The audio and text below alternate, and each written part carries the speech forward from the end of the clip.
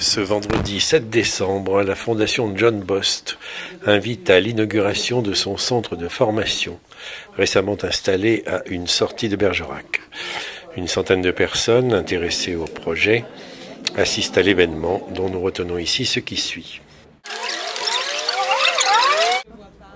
Voilà, nous sommes... Allez, tout le monde regarde. 1, 2, 3, encore 2. 1, 2. Voilà. Et voilà, merci beaucoup. Alors, nous sommes avec Monsieur Galtier, qui est l'éminent directeur de la Fondation. Directeur général de la Fondation. Directeur général. Mais qui est aussi, vient-il de me dire, plusieurs casquettes à son actif. Il est pasteur, il est ingénieur, il est spécialiste de bagnole. Et puis, évidemment, grandement qualifié pour ce travail difficile de diriger donc cette fondation de John Bost, comme on vient de le rappeler dans les discours précédents, qui est le premier employeur privé du Bergeracois et je crois même de la Dordogne. Bien, alors, on a entendu beaucoup de choses, des chiffres. Nous sommes ici pour inaugurer un centre de formation parmi tous ceux qui existent en Aquitaine, un des plus importants ici. Vous offrez une bonne douzaine de formations, sans compter l'accompagnement, les qualifications diverses, etc. Vous occupez plus de 600 étudiants. Voilà. Et bon, alors évidemment, l'originalité, c'est que vous êtes une fondation privée protestante. Et je crois que j'étais hélas pas là au début, mais l'inauguration a été, les discours ont commencé par un discours de pasteur, je crois, justement. La pastourelle, si on dit comme ça, de la fondation de John Bost. Alors, vous pouvez nous expliquer un peu ce lien entre, ma foi, une religion, après tout, le protestantisme, et puis ce travail social.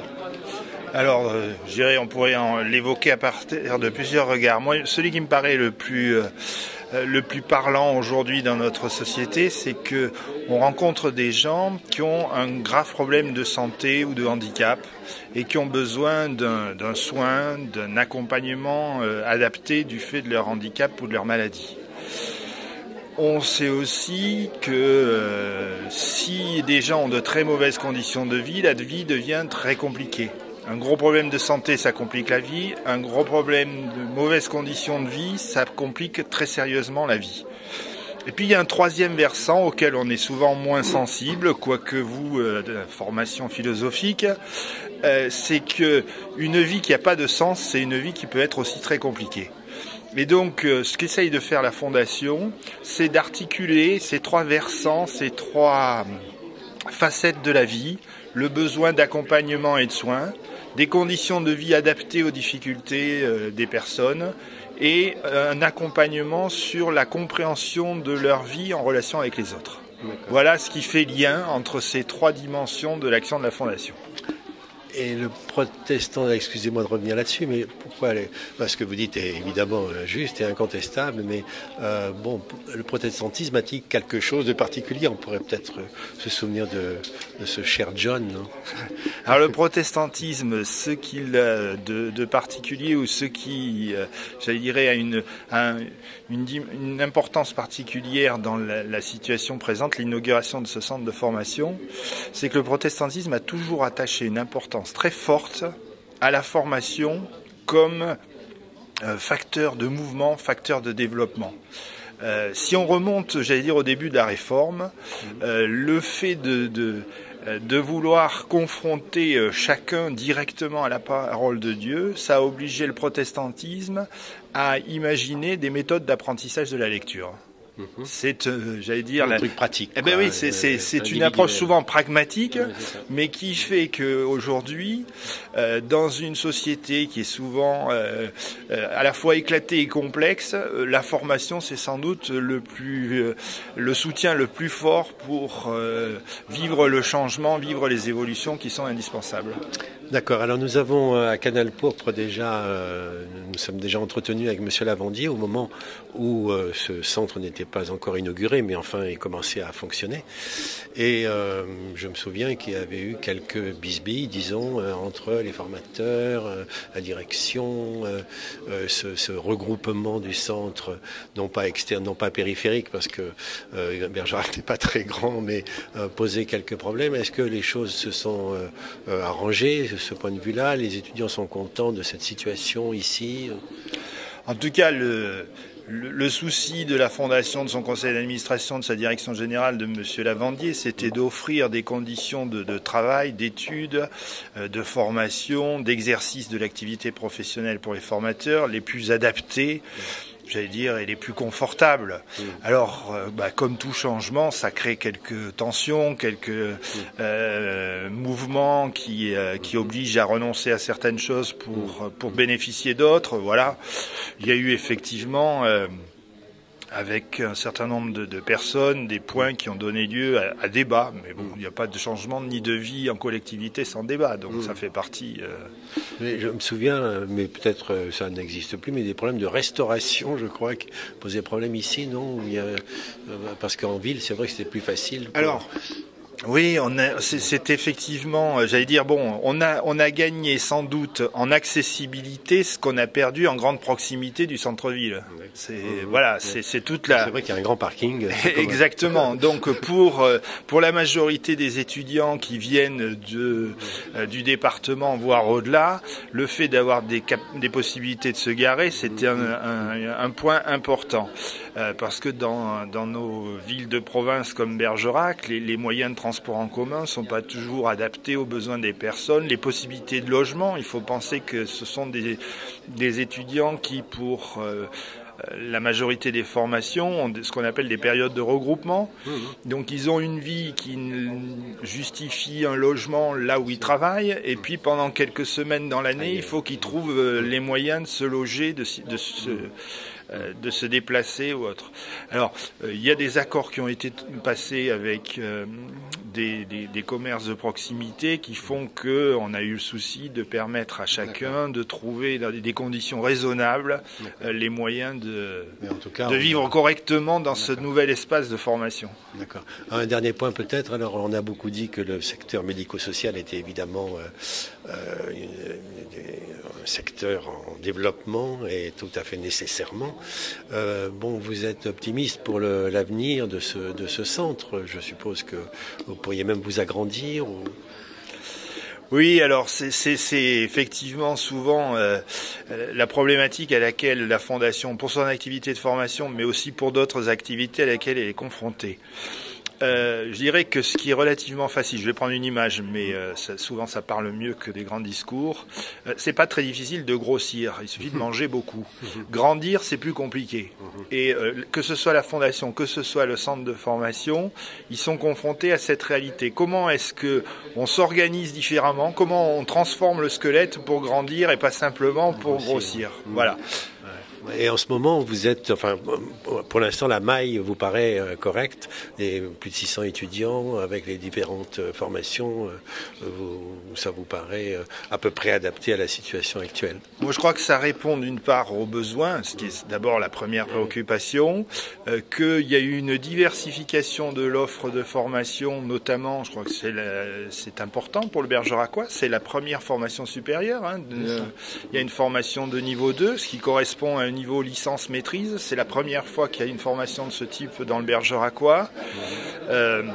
Le centre de formation s'adaptera, il a les moyens de s'adapter. Il n'a pas été pensé pour doubler à quelques années.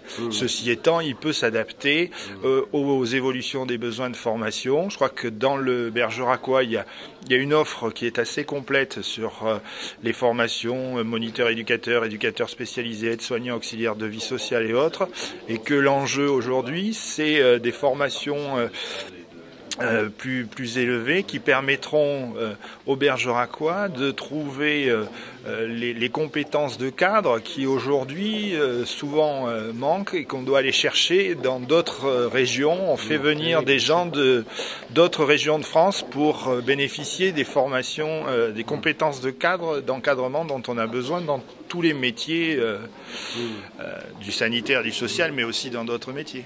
Vous avez des philosophes parmi les formateurs? Je ne sais pas, j'ai une question comme ça. Oui, il y a des juristes. Un peu narcissique. Oui, non, mais il y a effectivement des gens qui ont des formations en philosophie, en éthique, il y a des juristes, il y a tous ces métiers qui contribuent, toutes ces compétences qui contribuent, j'allais dire, à l'élargissement de la pensée, parce que la formation, vous-même, quand vous étiez enseignant en philosophie, Gérard, vous avez surtout essayé d'élargir le regard des élèves qui étaient... Même au centre de formation, avec mon copain pasteur, on venait faire des cours d'éthique. Ouais. Voilà, c'est ça. Aujourd'hui, c'est pareil. Et effectivement, je crois un des défis à relever en matière de formation aujourd'hui, c'est celui à la fois de l'interdisciplinarité, de la reliance.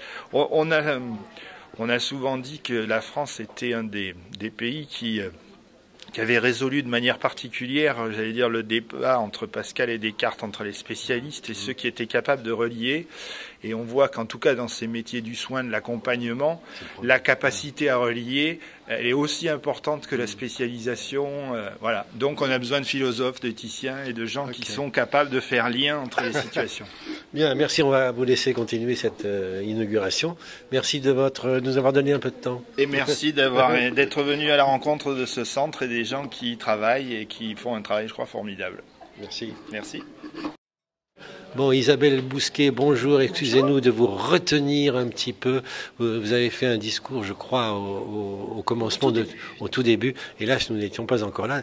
Je ne vais pas vous demander de le répéter, mais tout de même, voilà, vous êtes pastourelle, pasteur de la Fondation John Bost. Qu'est-ce que vous fichez ici ? Alors en fait, à la Fondation, toutes les inaugurations commencent toujours par un temps biblique. L'idée, c'est de se placer dans la continuité, dans l'appropriation de la devise de John Bost, qui disait « Ce que tous repoussent, je les accueillerai au nom de mon maître ». Alors pour lui, c'était Dieu. Pour moi, c'est aussi Dieu. Et donc, toutes les inaugurations commencent par un temps pour se replacer, pour être reconfronté à une parole biblique. Voilà. D'ailleurs, la députée a parlé, elle aussi, de renouveau et même de naissance, qui nous a rappelé que nous sommes dans la période de Noël. D'accord. Et vous trouvez un texte biblique adapté à chaque fois à ces circonstances ? Oui. Aujourd'hui, période de Noël oblige, et formation aussi. On était avec les 3 rois mages, qui arrivent jusqu'à... Voilà, donc qui voient une étoile, qui ont les yeux ouverts sur le monde qui les entoure. Donc la nécessité de garder les yeux ouverts et d'analyser les changements.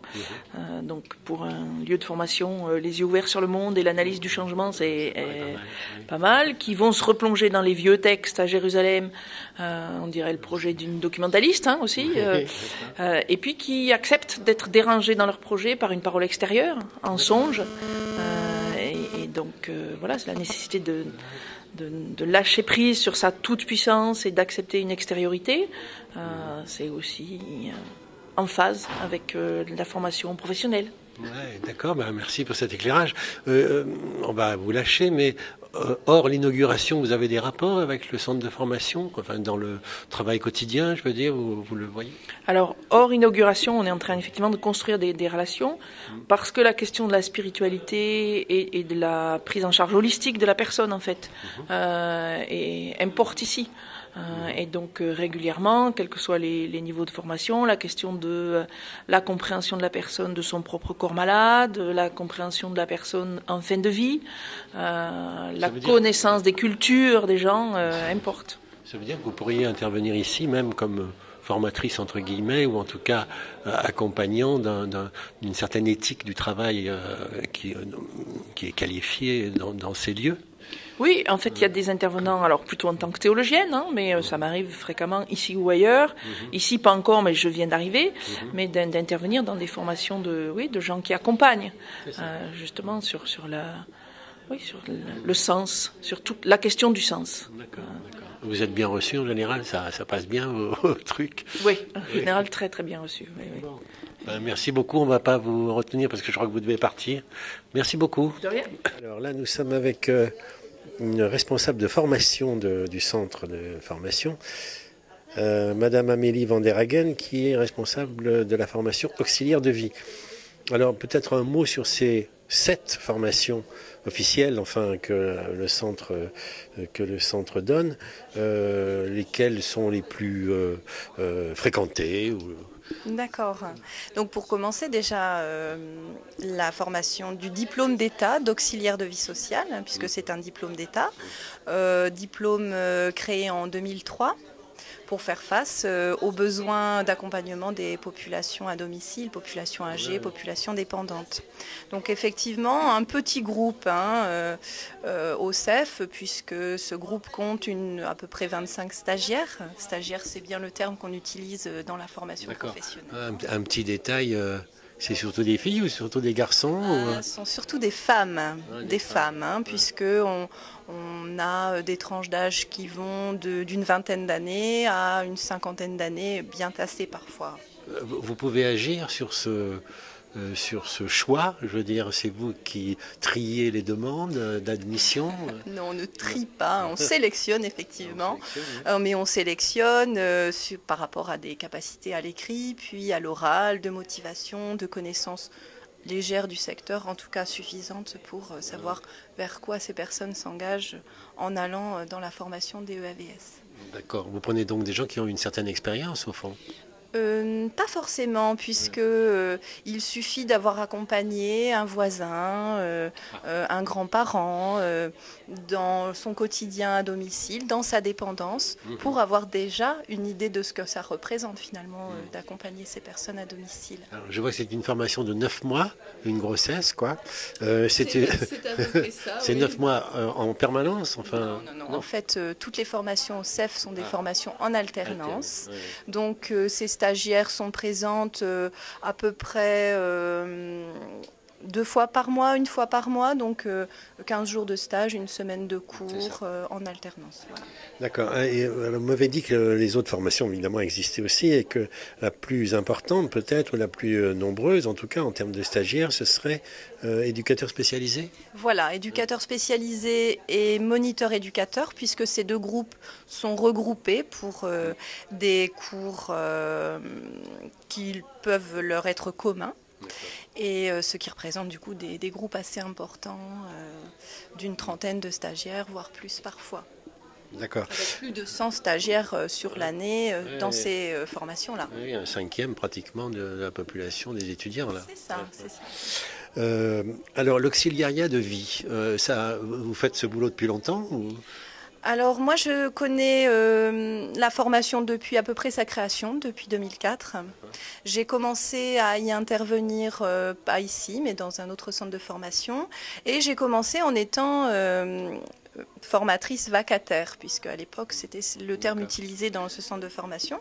Et au fur et à mesure du temps, j'ai mieux connu le référentiel, le contenu, le métier. Et du coup, on m'a sélectionné ici pour ce poste. Vous avez des idées là-dessus? Je veux dire, bon, 2004, nous sommes en 2012, finale, ça fait quand même un petit moment. Vous avez vu des changements, vous avez vu des objectifs différents? Alors, en fait, je suis très contente que vous me donniez la parole.